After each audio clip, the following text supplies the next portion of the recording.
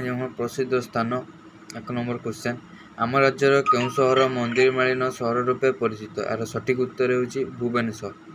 माँ तारिणी मंदिर केउंठी अछि यार सठिक उत्तर होउछि घटगाँ।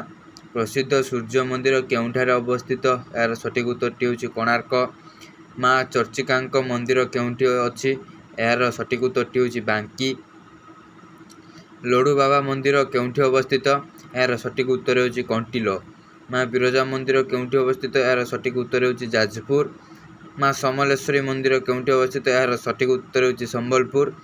लिंगराज मंदिर केउंठी अवस्थित यार सठिक उत्तर होउछि भुवनेश्वर। तुलसी क्षेत्र केउं स्थान को कहा जाय यार सठिक उत्तर होउछि केन्द्रापड़ा। श्रीक्षेत्र केउं स्थान को कहा जाय यार सठिक उत्तर होउछि कोणार्क। अर्क क्षेत्र केउं स्थान को कहा जाय यार सठिक उत्तर होउछि पुरी।